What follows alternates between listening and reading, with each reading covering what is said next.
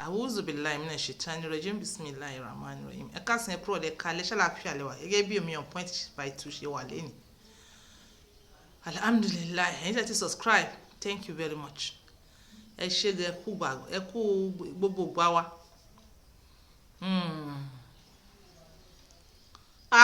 Ẹ̀yin èèyàn kan. Ọ̀rọ̀ yín fẹ́ sú mi báyìí. Ọ̀rọ̀ yín ó fẹ́ sú mi báyìí. But ìní jẹ́ kó sú mi láíláí. Ọ̀rọ̀ tèmi náà sì ní sú yín. Okay, o ti fẹ́ ìyàwó rẹ̀. Ṣé mi ni màá kọ́ ẹ bí wàá ṣe máa ṣeré ìfẹ́ pẹ̀lú ìyàwó ẹ̀? No. Ẹ̀yin kan ẹ fẹ́ ti ọwọ́ èèyàn bọ́ ṣọ̀bọ̀. Ìkan tó bá ti nífẹ̀ẹ́ sí sọ fún ìyàwó ẹ̀ o. Ìkan tó bá ti nífẹ̀ẹ́ sí sọ fún ìyàwó ẹ̀. No, mọ́ jẹ́ kí èèyàn kan fọ ọ̀rọ̀ sí ẹ lẹ́nu. Mọ́ jẹ́ kí nítorí pé èèyàn kan sọ báyìí rárá. Tó bá nífẹ̀ẹ́ sí one or two things, tí ìyàwó tó wà nílé ò bá ṣe, tó bá ti bá sọ̀rọ̀ tí ò bá ṣe, tó bá ní owó rẹ lọ́wọ́ àtomi ara rẹ, tó bá fẹ́ ìyàwó mi kò sí nǹkan tó bad. Ara nǹkan tí àdínì ti wá fi sọ wípé ẹ lè fẹ́ mẹ́nìyàn. Tó bá ti lè báyàwó sọ kò í sọ̀rọ̀ ọjà, tó bá sọ pé òun ò fẹ́ no problem, wàá dẹ̀ fẹ́ mi. Kó tó fẹ́ mi gan wàá sọ fún pé nǹkan tí mo fẹ́ leléyìí o, ìyàwó lé o, nǹkan o kò bá mi ṣe nǹkan yìí o tí mo fẹ́ o, ṣó yé yín. Dẹ̀ tí bá tún wá tẹ̀síwájú again, mo ti sọ fún ẹ̀yin nǹkan nípa pé a fẹ́ mọ ńlá whatever, bóyá ẹ̀ ńlá oko ni àbẹ́ ńlá òbò ni. Tó bá ti jẹ́ pé wọ́n pàtì ò bá nífẹ̀ẹ́ sí ẹ drop ẹ̀. Ìyàwó rẹ̀ ò bá nífẹ̀ẹ́ sí mọ́ force ẹ̀, because tó bá force ẹ̀ bí ẹni pé òun force kádàrá rẹ̀ nìyẹn. Òun force spirit ẹ̀, òun force destiny ẹ̀. Mọ́ force ẹ̀. It is not a thing of force. Kíní yìí kẹ́ fi gbádùn ọkọ àti ìyàwó yín ni, kẹ́ fi gbádùn ìbálòpọ̀ ara yín ni. Bẹ́ẹ̀ tí wọ́n pàtì bá ti sọ wípé ó lòdì sí ẹ̀sìn fílẹ̀. A lè force èèyàn, a lè force yín pé kò lòdì sí ẹ̀sìn rárá. Because kí ni àǹfààní kan tẹ́ ń ṣe tí ọkàn ò sí ń bẹ̀, báwo ló ṣe fẹ́ gbádùn ẹ̀? Kí ni àǹfààní kan tẹ́ ń ṣe tó jẹ́ pé wọ́n force yín ni? Okay, ìwọ ọkùnrin ó sọ pé ó like kí wọ́n bẹ́ẹ̀ fa nǹkan ọmọkùnrin, kí wọ́n bẹ́ẹ̀ lá nǹkan ọmọkùnrin, kí wọ́n bẹ́ẹ̀ lá nǹkan ọmọkùnrin rẹ̀, kí wọ́n bẹ́ẹ̀ lá okó rẹ̀, right? Ìyàwó sì sọ wípé òun ò nífẹ̀ẹ́ sí, òun ò lè ṣe. Ìyàwó sọ pé òun ò lè ṣe pé ẹnu tóun fi ń gbàdúrà ni. Ṣó yé yín, èmi kọ́ ni màá force ìyàwó ẹ pé kí wọ́n bẹ́ẹ̀ fà á. Ó ti try láti bá a sọ̀rọ̀ kò dẹ̀ gbọ́rọ̀ sí ẹ lẹ́nu. Ò ní wò ta, ò ní ṣe haram. Wàá wá ọmọ mi ní ọmọ lálùbáríkà mi tó wà ń ta tó fẹ́ mọ múnú ẹ dùn, tó mọ̀ pé tínú rẹ bá dùn gbígbàdúrà náà ni, because kò síbi tí a ti rí kà pé tẹ bá múrú ọkọ yín dùn ní ọ̀nà tó tọ́ tí ò dí 5 pillars of Islam yín lọ́wọ́. A ti sọ bẹ́ẹ̀ níjọ́wọ́ náà. Tó yé yín, tí obìnrin yẹn rẹ́dì láti bẹ́ẹ̀ ṣe bẹ́ẹ̀, tó rẹ́dì láti bẹ́ẹ̀ tẹ̀lé dáàdì jẹ́ náà through ọ̀nà yẹn láti múnú ẹ dùn, kò sí nǹkan tó bá dùn ẹ̀ tó bá fẹ́ ìyàwó mi. Jẹ́ kí àwọn tó sọ wípé ó lòdì sẹ́sìn wọn jẹ́ kí wọ́n fèsì ara wọn bẹ́ẹ̀ yẹn. Ẹ mọ́ force yẹn, because tó bá fẹ̀sẹ̀ yẹn gan máa gé ẹ jẹ ni. Tó bá force yẹn kó lè bìlẹ̀ ẹ lórí. Ẹ mọ́ force èèyàn, ẹ mọ́ force anybody pé ẹ fẹ́ fi satisfy ara yín. Mi ò fẹ́ wò ta, mo dẹ̀ desire kí ìyàwó mi mọ́ bá mi la, kó mọ́ bá ẹ la. Ó sì sọ pé òun ò lè ṣe, don't force her. Ìwọ obìnrin ó ti lọ wòwò kú wò níbì kan, ó ti gbọ́gbọ́ kú gbọ́ níbì kan pé ó fẹ́ kí wọ́n bá wọn náà mọ́ la pé heaven and earth ni, ó ti gbọ́ níbì kan bẹ́ẹ̀ yẹn. Ọkọ sì sọ pé òun ò lè ṣe, kí ló fẹ́ ṣe? Gba kádàrá rẹ níwọ obìnrin tó bá mọ̀ pé o sì nífẹ̀ẹ́ ọkọ yín, o sì nífẹ̀ẹ́ àwọn ọmọ rẹ, o sì nífẹ̀ẹ́ ilé rẹ, o sì nífẹ̀ẹ́ nǹkan tí ọkùnrin yẹn ṣe lẹ́gbẹ̀ẹ́gbẹ́ míì, because kò wọ́pọ̀. Àbí a lè sọ fún pé kí obìnrin fi ilé rẹ̀ kalẹ̀ lẹ̀ kó lọ wá kó mọ wọ ọkùnrin míì tó mọ bá la káàkiri. A lè sọ bẹ́ẹ̀.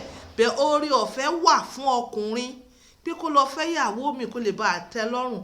Ẹ̀yin kan sọ wípé on point by 2 ṣe sọ bẹ́ẹ̀ yẹn, ayé la bá pé ọkùnrin lè fẹ́ ìyàwó mi. Ayé la bá, àmọ́ ayé kọ́ la bá pé nítorí pé ọkọ rẹ ò bẹ́ẹ̀ tẹ́ kanlẹ̀ dáadáa kò mọ bẹ́ẹ̀ la nítorí náà kò kọ́ lẹ̀ kó lọ fẹ́ lómi kò ṣeé ṣe. Ọkùnrin ó lè fẹ́ ìyàwó 2, 3, 4 sínú ilé tó ní kálukú sì ní oríṣiríṣi functions tí wọ́n ṣe. Ṣó wá possible kí wọ obìnrin kó o fẹ́ ọkùnrin lọ́tọ̀ọ̀tọ̀ pé kó wọ́n bẹ́ẹ̀ ṣe different functions àfi tó bá jẹ́ pé òun yọ́lẹ̀ ṣe ọ̀dẹ̀ mọ̀ what nǹkan tí yẹn mì ẹ̀ mọ̀ jẹ́ ká sọ ọmọ kan tí yẹn mì pé àdìẹ wọn máa bú alájà ni pé alájà o wọ́n ṣe gbá o wọ́n bá ńlá o alájà ń yàlẹ̀ o alájà ń ṣe gbá o alájà ń ṣàwo so ó dà ó àbí ọkùnrin lè fẹ́ mẹ́ obìnrin ló lè fẹ́ mẹ́ kódà society wa yìí kò fààyè gbà àwọn obìnrin tó ń ṣe bẹ́ẹ̀ wọ́n ń bú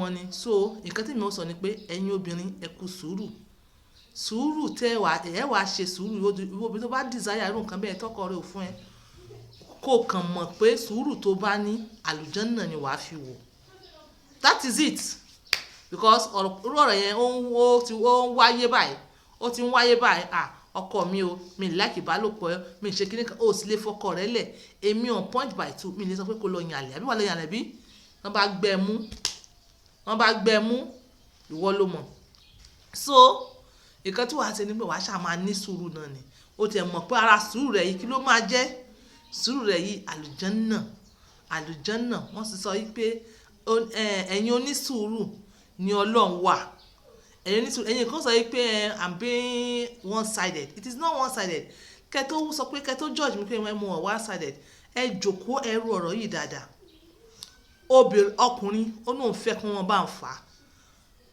nǹkan ọmọkùnrin kí wọ́n bá ń la ìyàwó wa sọ pé rárá òun ò lè ṣe ọkùnrin ní oore ọ̀fẹ́ láti lọ fẹ́ lómi láti mọ̀ ṣerú ẹ̀ ìyàwó wa sọ wípé òun desire pé kí wọ́n bá ń la ọkọ wa ní ò lè ṣe ìyàwó lè lọ fẹ́ lómi bí kó gbé wálé rárá wọ́n wá sọ wípé àwọn ń yàlè tílẹ̀ bá mọ́ bá wọn kí ló fẹ́ ṣẹlẹ̀ òun mo fi sọ wípé obìnrin ó wá ṣe sùúrù tó yé yín àlùbáríkà tó bá wá ṣe sùúrù yẹn àlùbáríkà lọ́nà ó fi fún ọ̀rọ̀ mi ò jù bẹ́ẹ̀ lọ bẹ́ẹ̀ láfikún kí n parí ẹ̀ mo ti sọ yọjọ́ náà mo máa ń sọ̀rọ̀ yìí tó yé yín òun ni pé ìwọ ọkọ tíyàwó rẹ̀ sọ pé òun fẹ́ nǹkan báyìí ẹ relax ẹ enjoy ara yín you understand because ó tún máa ń jẹ́ kí ọkùnrin àti obìnrin kàn close ni tó yé yín ó máa ń jẹ́ kí ọkùnrin àti obìnrin kàn máa close ni à ń momi à ń mọyàn ìyàwó wa à ń lábí ó máa ń jẹ́ kí èèyàn close ni èmi ò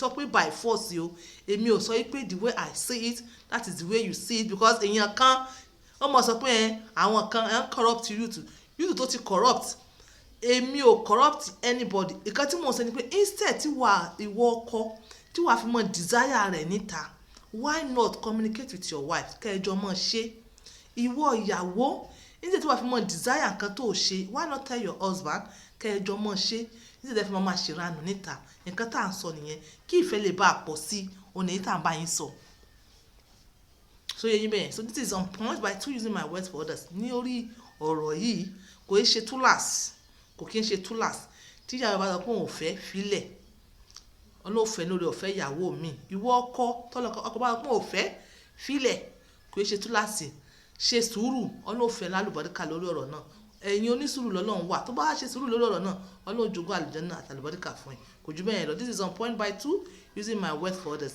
so kí tó di pé mo lọ ẹ mọ́ gbàgbé iléeṣẹ́ Rauf travels and tours tí wọ́n káàkiri worldwide tẹ́ bá fẹ́ travel fún holiday ẹ̀yin àti family yín tẹ́ bá fẹ́ travel màá kọ phone number wọn sí òkè ẹ lè pè wọ́n so this is on point by 2 using my words for others ó dàbí pé kí n mọ̀ lọ ni ṣé ẹ mọ̀ pé ní Niger State wọ́n ti ní private schools Ebo Soko University Ebo Soko ní gbogbo ẹni tó bá wà Niger State ẹ̀ ń gbọ́ mi Ebo Soko University it is very very affordable wọ́n dẹ̀ ní àwọn fine courses now wọ́n ní àwọn fine courses mo kàn ní kí n gbé sí ẹ̀yìn tèmi létí ní kẹ́lẹ́ bá gbọ́ this is on point by 2 using gbé ká mọ́ lọ ó dáwọ́.